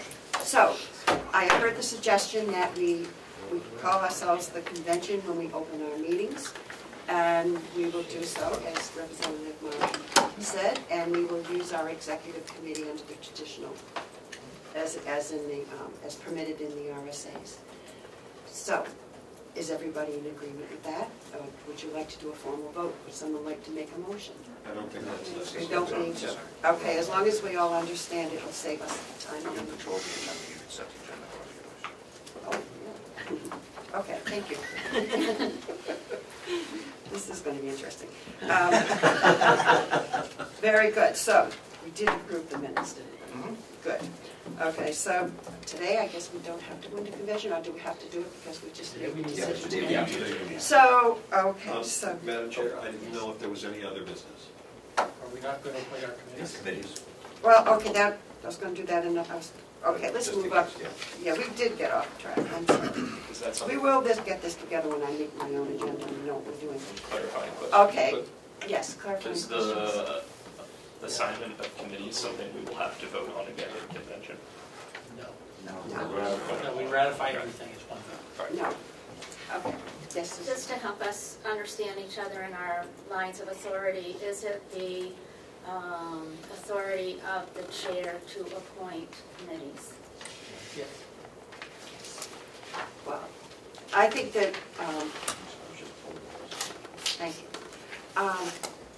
I think what I have preferences from people where they would like to be placed on committees. For some, I don't have for others.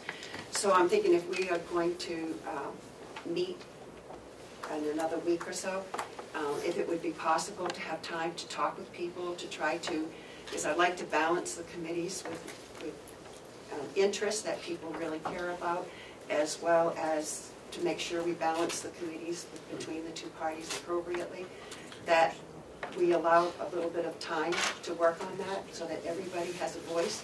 I don't want to just sit down and put people on committees. I think it's really important that you have a chance to say what you would like to do. So if that makes sense. Yes. Should we email those to you, our preferences, or how do you want to collect that information?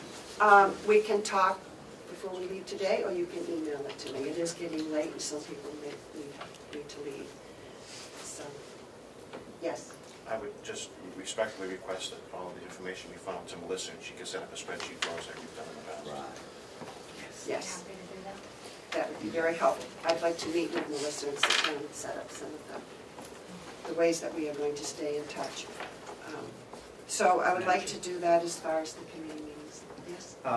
If we're finished with the subcommittee discussion, just a question as to other business and your attention for today as opposed to the next meeting. I already heard TAN for the next meeting.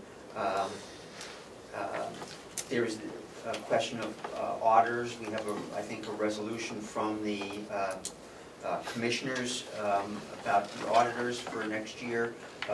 Would your intention be to have that discussion at the next meeting also, or would that be today? I think we probably should have it for the next meeting because some of us don't have all the information on it. So, is there anything else that needs to come before the meeting? Any other business? Yes. It was mentioned about meeting cancellations. I believe Representative Burrows mentioned it. And if I could just clarify that process, since we're in that time of year where it might happen. The language before was meeting cancellations. There may be times, typically due to inclement weather, that it is necessary to cancel a delegation meeting. At least 2 hours prior to the scheduled meeting time, the chairman will confer with the vice chair and the clerk and reach a mutual decision whether or not to cancel the meeting. If the meeting is canceled, the chairman will notify the delegation coordinator, who will notify the county business office and Carroll County Dispatch, and also notify all delegation members via telephone and email. So that's a lot of work, last but it makes sense. Does a 7-day notice kick in, or do you just have a Get it 2 hours in advance.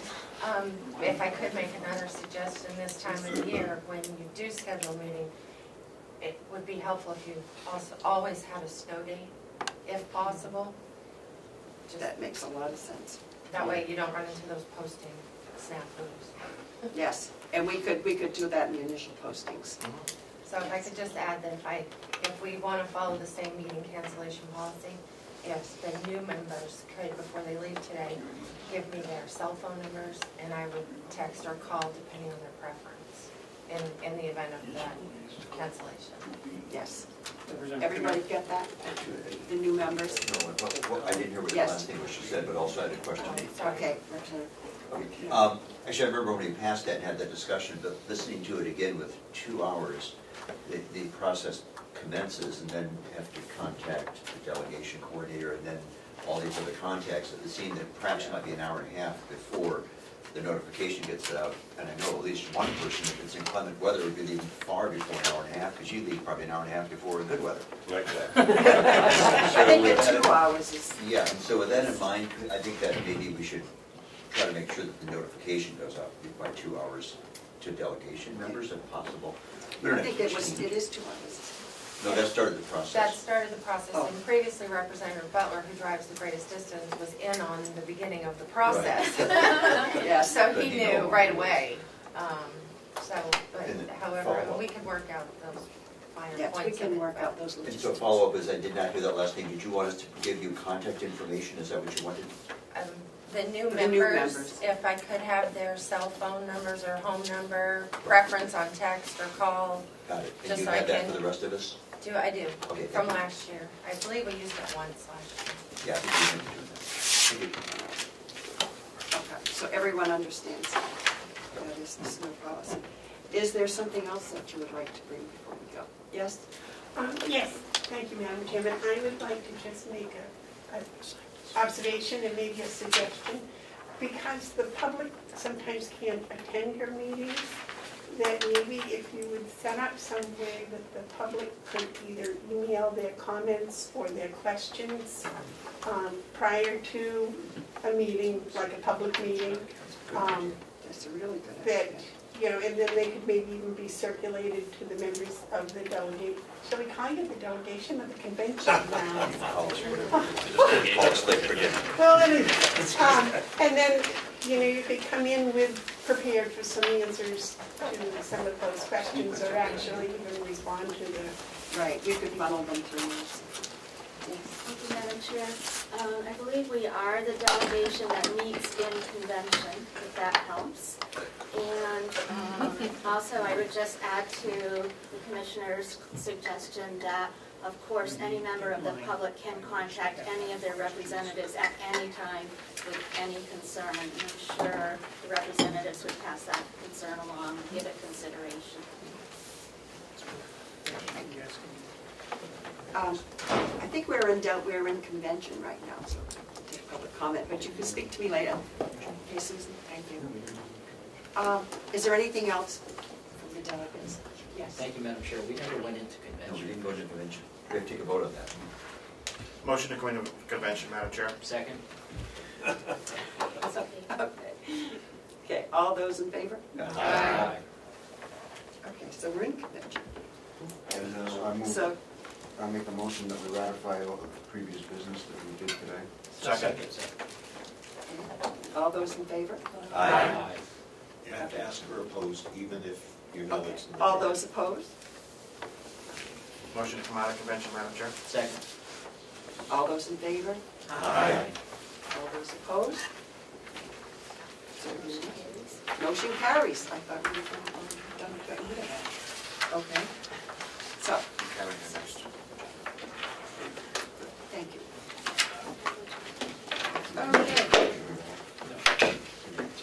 Okay, now I can entertain a question from the public.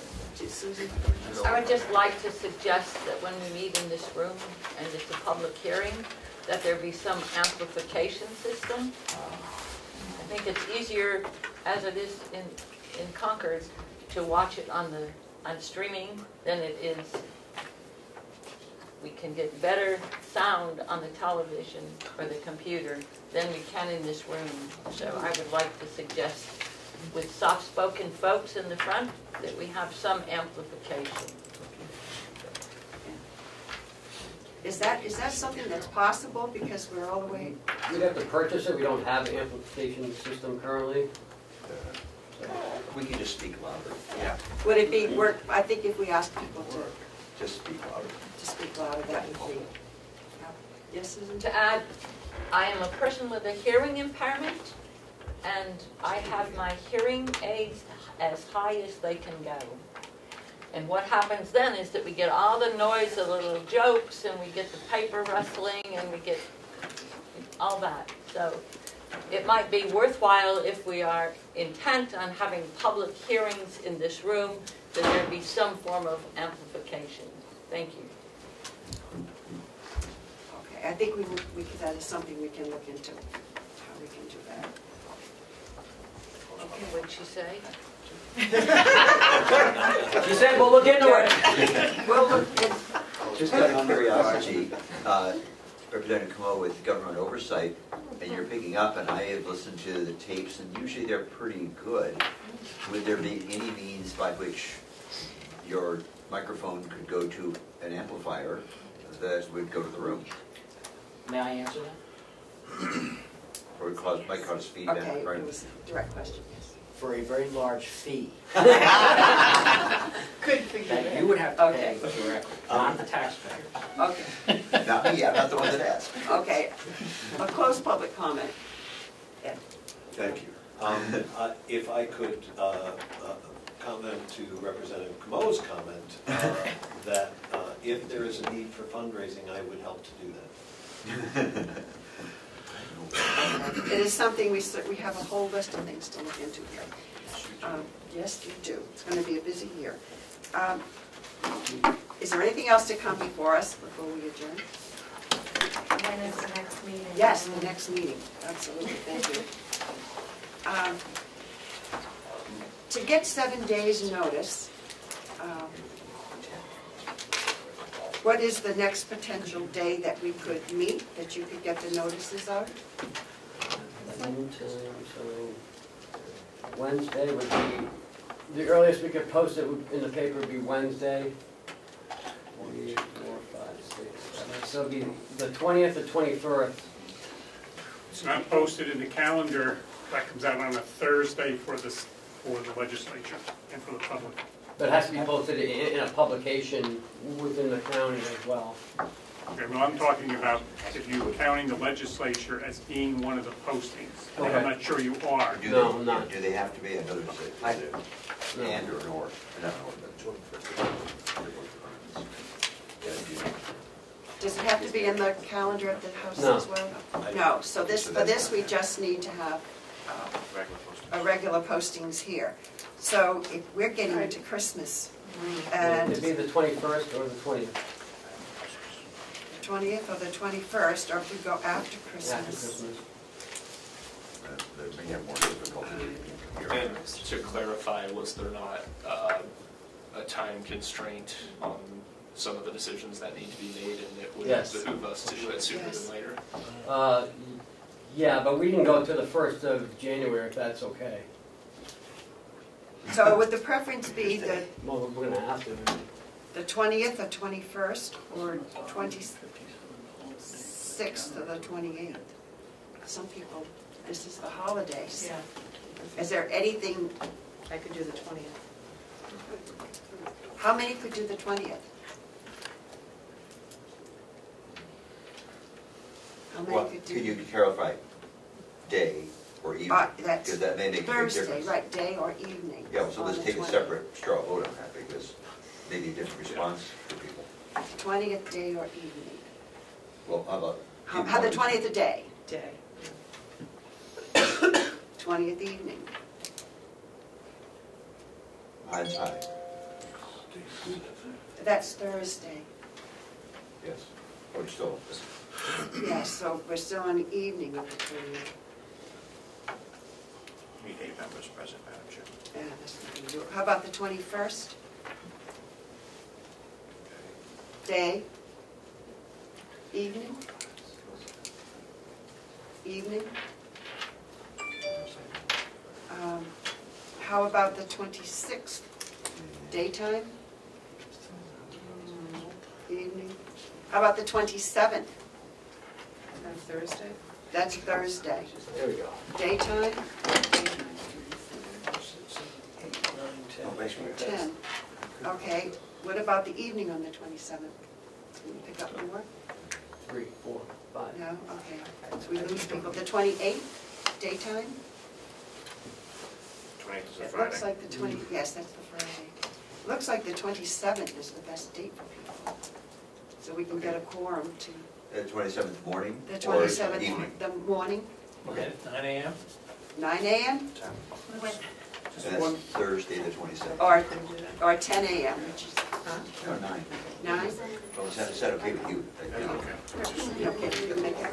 Okay, yes. I just was thinking, if we had people come in to speak from one of these organizations or everything, would that be difficult for them to come in the evening? Mr. Littman or somebody? Yes, that's some of the true. people. We'll just tell them they have to be here. Okay. Or they can send a delegate. I mean, it doesn't have to be. Well, I'm just thinking. Would it be better for them coming from out of town to start at 10? I'm just thinking the evening meeting, that might be a problem. Daytime. Okay, well, okay, let's set the 27th, 9 a.m. to 27th. And we all have that 9 a.m. 6 o'clock this morning. Yeah. If it's a snow day, if we need a snow day, should we set the 28th if there's a snow day?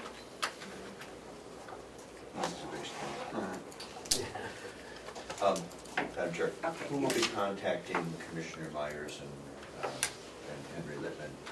Are you going to contact them, or do you? Okay, do you want to contact them, Henry Littman and Myers, or do you want me to do it?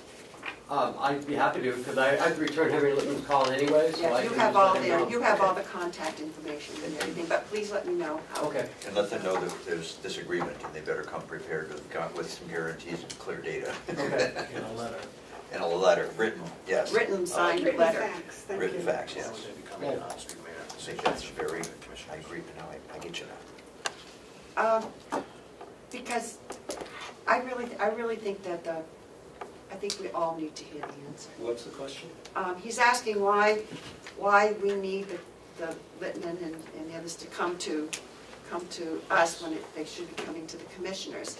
And that is the point, because we have already voted, but a lot of our people who are now on the delegation have not heard from them, and they will now be doing the voting. It's not the same group of people, and I really think that it's important for all of us to hear it.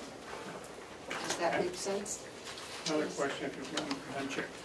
Last time we voted as a delegation, the commissioners ignored us. So what happens now if he comes to, should they have a meeting at 8 o'clock in the morning, so they can, I don't know, it just seems like we can vote whatever we want and they're going to do it 2 weeks later or whatever. Maybe in joint meeting? Yes? I'd like to clarify that we did not ignore you. We listened. As a matter of fact, we came to a joint meeting with the delegation and Mr. Littman, I believe. So we did not ignore you. And your vote was to appropriate the money, and our vote was not to dispense it at all. Not to spend it. Yes. Thank you. The reason why there's a separation of powers is for that reason. I voted no. Everybody else voted yes to send the pro-share money. They have the authority to expend the money. That's right. They voted not to, which I actually agree with you. They voted not to. So therefore, I don't know why we're bringing all these people here if we've already voted. That's just my point. That's a good point. And you can't change, you might be able to encourage them, but they made their vote.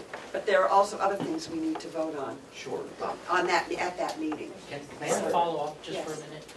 I cannot express the importance of making sure that the auditor has been authorized. Time's a-ticking, and that really has to be done. So I just want to make sure the delegation understands, because the management letter is still not done from last year. The audit is late from last year. So we need to make sure this doesn't happen again. With regard to Representative Comeau's comment, I agree, that's well worded.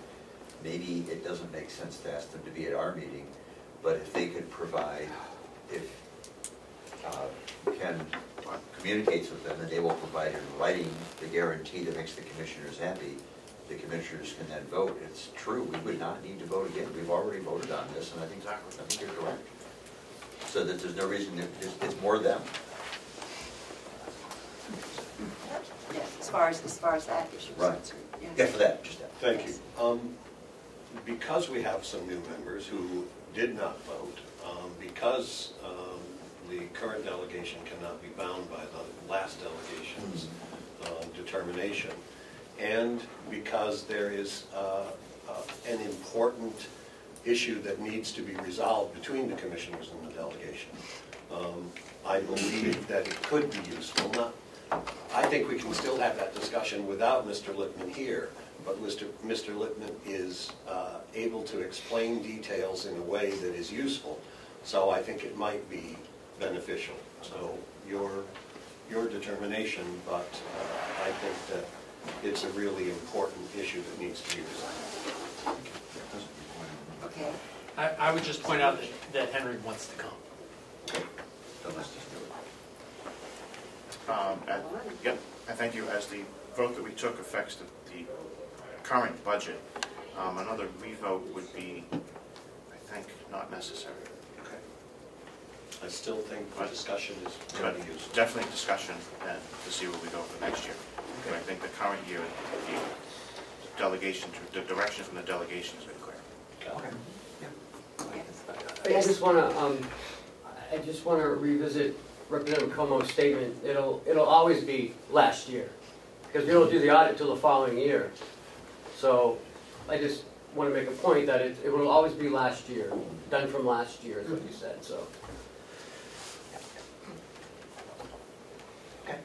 Okay. So we will make sure to make that those issues are on the agenda. And if anyone has anything else to come before us, please Have our keep in meeting touch date, with me. Madam Chair. Our meeting date we set was the 27th at 9 o'clock. Motion to- Independent sheet, that's right. Yeah, it's around someplace. Oh.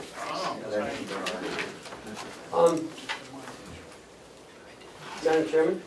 If we could have the new delegation members write in how many miles it was to their house to here, that would be most helpful for us in paying mileage. Is there anything else? Madam Chair. Second? Okay, all those in favor of adjournment? I have a motion and a second. All those in favor? Aye. Aye.